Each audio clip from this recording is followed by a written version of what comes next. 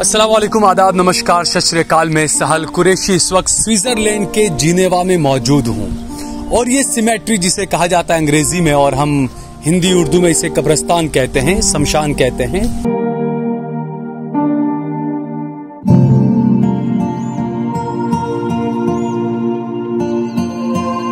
यहाँ पर एक बड़ी नायाब चीज मैं आपको बताऊंगा, दिखाऊंगा कि आप खुद सोचने को मजबूर हो जाएंगे कि हम भारतीय, हम भारत में क्या कर रहे हैं।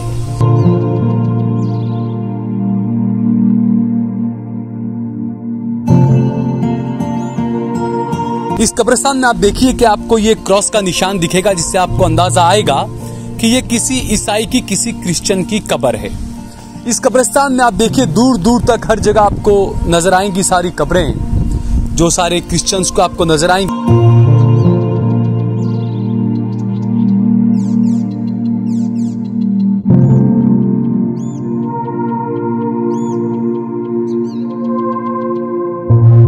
यहां पर दिखेगी एक ईसाई भाई की कब्र और उससे बिल्कुल थोड़ा सा आगे बढ़े आप तो यहां पर आपको मुसलमानों की कब्रें नजर आएगी। आप देखिए यहां पर इनके नाम लिखे हुए हैं और एक नहीं ऐसी कई कब्रें आपको नजर आएंगी।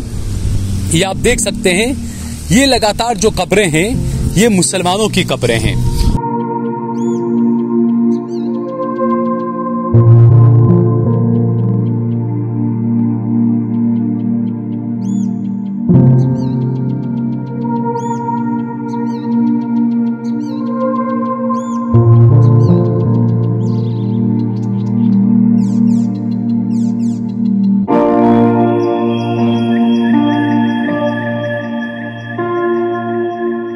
आप देख रहे हैं देश लाइव, देश की आवाज।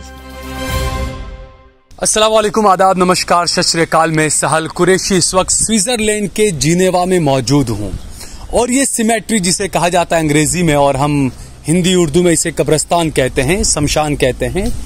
तो यहाँ पर एक बड़ी नायाब चीज मैं आपको बताऊंगा, दिखाऊंगा कि आप खुद सोचने को मजबूर हो जाएंगे कि हम भारतीय, हम भारत में क्या कर रहे हैं, किस तरीके से कर रहे हैं। ये जिनेवा जो सिटी है, जिनेवा जो है स्विट्जरलैंड का, ये स्विट्जरलैंड के सबसे पुराने शहरों में से एक है और सबसे बड़े शहरों में दूसरे नंबर पर है। और यहाँ पर ये कब्रिस्तान है। इस कब्रिस्तान में आप देखिए कि आपको ये क्रॉस का निशान दिखेगा, जिससे आपको अंदाजा आएगा कि ये किसी ईसाई की, किसी क्रिश्चियन की कब्र है। इस कब्रिस्तान में आप देखिए दूर दूर तक हर जगह आपको नजर आएंगी सारी कब्रें, जो सारे क्रिश्चियंस को आपको नजर आएंगी। लेकिन सबसे खास बात जो मैंने आपसे कहा कि जिसकी वजह से मैं यहाँ पर ये न्यूज बनाने के लिए आया हूँ, हम भारतीयों को सोचने पर मजबूर करता है। ये चीज मजबूर करेगी आपको कि यहाँ पर दिखेगी एक ईसाई भाई की कब्र और उससे बिल्कुल थोड़ा सा आगे बढ़े आप तो यहाँ पर आपको मुसलमानों की कब्रें नजर आएगी। आप देखिए यहाँ पर इनके नाम लिखे हुए हैं और एक नहीं ऐसी कई कब्रें आपको नजर आएंगी। ये आप देख सकते हैं, ये लगातार जो कब्रें हैं ये मुसलमानों की कब्रें हैं और इनके बिल्कुल पीछे और बगल में, अगल बगल में आप देखें तो यहाँ पर आपको ये देखिए आप, ये ईसाई भाइयों की, क्रिश्चियनों की कब्रें आपको नजर आएंगी। और उनके अलावा यहाँ पर कई ऐसे मुसलमानों की कब्रें हैं जो कहीं न कहीं किसी शाही खानदान से, राजघराने से रहे हैं। उन्हीं में से एक आप देखिए, ये प्रिंस मोहम्मद वली फरमान फरमाइन। तो ये जो है 1890 में पैदा हुए थे, 1988 में इनका इंतकाल हुआ। ये ईरान की शाही फैमिली से ताल्लुक रखते हैं।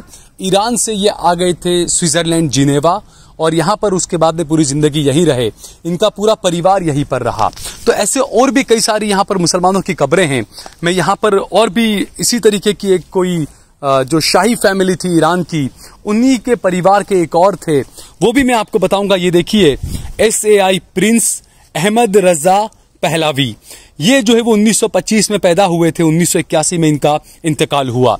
तो ये जो चीजें हैं दोस्तों की किस तरीके से एक आम इंसान ही नहीं, आप देखिए बड़े बड़े राजघरानों के प्रिंस भी जो है वो यहाँ पर उस कब्रिस्तान में दफन है, जहां पर आपको माइकल की, जॉर्ज की भी कब्रें नजर आएगी, जहां पर आपको मुसलमानों की कब्रें नजर आएगी। क्योंकि देखिए पूरा एक तरह से सारा है यहाँ पर कि ये नजीहा अल खतीब की कब्र है और उनके बिल्कुल बगल में आप देखिए तो यहाँ पर मेरे क्रिश्चियन भाई की कब्र है, ये देखिए आप, अल-वुल-हीज, ऑडेल, मार्कले, ये तमाम नाम है दोस्तों, ये तमाम कब्रें हैं। आप देखिए कि एक तरफ आपको पूरा एक ही कब्रिस्तान के अंदर, ऐसा नहीं है कि मुसलमान की कब्रें बिल्कुल अलग थलग कर दी गई हो, आपको सारी कब्रें यहाँ पर बीच बीच में, कहीं पर क्रिश्चियन भाइयों की कब्रें हैं, कहीं पर बीच बीच में मुसलमानों की कब्रें हैं, आम जो मुसलमान है, आम इंसान, उसकी कब्र भी आपको यहाँ पर दिखाई हमने। इसके अलावा जो ईरान की जो शाही फैमिली थी, जो ईरान के शाही परिवार के जो प्रिंस रहे हैं, उनके 2 की कब्रें यहाँ पर है, उनके परिवार के लोगों की कब्रें यहाँ पर है। तो इस तरीके से ये आप देखिए कि आखिरकार किस तरीके की एक बेहतरीन मिसाल जो है वो स्विट्जरलैंड के जिनेवा से पूरी दुनिया के लोगों को दी जा रही है कि इंसानियत क्या है।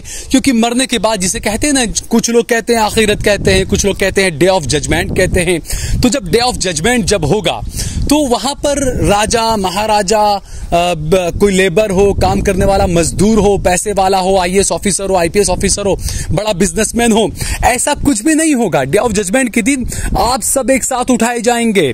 आप क्रिश्चियन हैं, आप मुसलमान हैं, आप प्रिंस हैं, आप मजदूर हैं, उससे कोई फर्क नहीं पड़ता। तो ये उसी की एक मिसाल जबरदस्त है कि जब आप उठाए जाएंगे तो आपके पास में आपको जॉर्ज नजर आएगा, माइकल नजर आएगा, माइकल को यहां पर अली नजर आएगा, मोहम्मद नजर आएगा। तो ये एक बड़ी बेहतरीन मिसाल है दोस्तों। इन चीजों को आप देखिए और खुद सोचिए इन चीजों के बारे में आप। तो ये जो सिमेट्री में इस कब्रिस्तान में ज्यादातर यही है कि इसी तरीके से आपको क्रिश्चियनों की कब्र, भाइयों की कब्र, और बिल्कुल बगल में आपको मुसलमानों की कब्र नजर आएगी। अब आप जरा तसव्वुर करके देखिए, आप जरा सोच कर देखिए 2014 के बाद के भारत को आप क्या आपको ये गवारा करेगा? क्या आप इसे मंजूर करेंगे? क्या आप इसे कबूल करेंगे कि भारत के अंदर भी इंसानियत वाली चीजें हों, जहां पर कब्रिस्तान भी हो, जहां पर ईसाई भी साथ दफनाए जाएं, जहां पर मुसलमान भी साथ दफनाए जाएं? तो ये जो चीजें हैं ये वाकई में हमको सबक देने वाली चीजें हैं दोस्तों, कि यहां पर आप देखिए इंसानियत होती है। मैं हमेशा ये बात कहता हूं कि आप जो भी कर्म जो भी आप करते हैं, तो मरने के बाद आपको कहीं पर खड़ा होना है। मरने के बाद आपको खड़े होकर कहीं पर जवाब देना है। आपने जो भी कर्म या कुकर्म जो भी किए हैं, उनका जवाब आपको किसी के सामने खड़े होकर देना है। और मैं इसीलिए बार बार ये कहता हूं कि किसी का आपको डर नहीं है। आप चाहे पुलिस से या किसी से नहीं डरते हैं आप, लेकिन कम से कम उससे आप डरिए जिसके पास जाकर आपको मरने के बाद खड़ा होना है। और जो असली जिंदगी है वो वही जिंदगी है जो मरने के बाद शुरू होगी, वही जिंदगी है जहां आपको हिसाब किताब देना है। तो ये इंसानियत वाली चीज यहां पर है कि मरने के बाद आप जिंदगी भर, भारतीय देखिए आप कि आप हिंदू, मुस्लिम, सिख, ईसाई में लड़ते हैं, किस तरीके की राजनीति पार्टियां आपको लड़ाती है, आप लड़ते रहते हैं।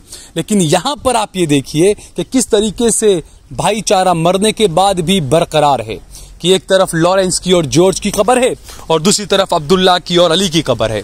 तो ये बड़ी जबरदस्त चीज है दोस्तों। भारत को इस बारे में, भारतीयों को इस बारे में जरूर सोचना चाहिए कि जब विदेशों में, स्विट्जरलैंड आप सोचिए, भारत से 7 समंदर पार हम यहाँ पर आए हैं, या आपको हम दिखा रहे हैं। जब यहाँ के लोग ऐसा सोच सकते हैं, जब यहाँ पर ये सब चीजें मुमकिन हैं, नामुमकिन कुछ भी नहीं है, मुश्किल है जरूर। जब ये इनिशिएट आप अगर भारत में लेंगे तो कुछ लोग होंगे जो आपका विरोध करेंगे, जो हो गए, इससे कई लोग आते हैं जो अपने अपने मफाद के लिए, अपनी अपनी राजनीति के लिए ऐसी चीजों को होने से रोकते हैं कि ऐसी चीजें ना हो, क्योंकि उन्हें डर रहता है अपने वोट बैंक का। तो यहां पर ऐसा कुछ नहीं है।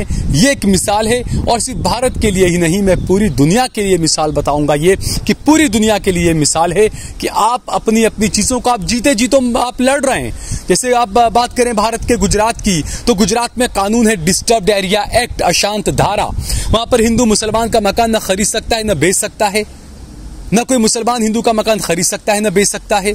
तो ये जो चीजें हैं, तो इन चीजों को आप समझिए कि आप कहां तो घरों के लिए लड़ते हैं, ये हिंदू का, ये मुसलमान का, ये उसका, ये इसका, लेकिन मरने के बाद आपको नहीं पता। ये स्विट्जरलैंड है, मरने के बाद आपको जॉर्ज के बगल में आके दफन होना पड़ेगा, आपको किसी लुइस के बगल में आके दफन होना पड़ेगा, ये आपको नहीं पता। ये ना लुइस को पता था, ना अब्दुल को पता था ना अली को पता था कि मेरे बगल में कोई लॉरेंस या कोई जॉर्ज होगा, या जॉर्ज को नहीं पता था कि मेरे बगल में कोई अली दफनाया जाएगा। यहीं से मौत के बाद का जो मैंने कहा जो सबसे लंबा सफर, जो आखिरी सफर होता है, वो यही सफर होता है जो आपको साथ में करना होता है।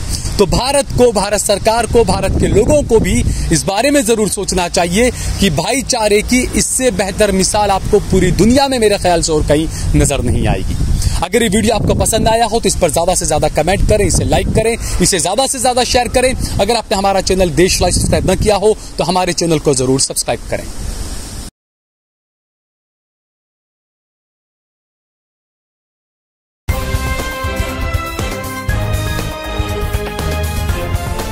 देश और दुनिया की तमाम छोटी और बड़ी खबरों के लिए हमारे चैनल को सब्सक्राइब करना न भूलें और बेल का बटन जरूर दबाएं।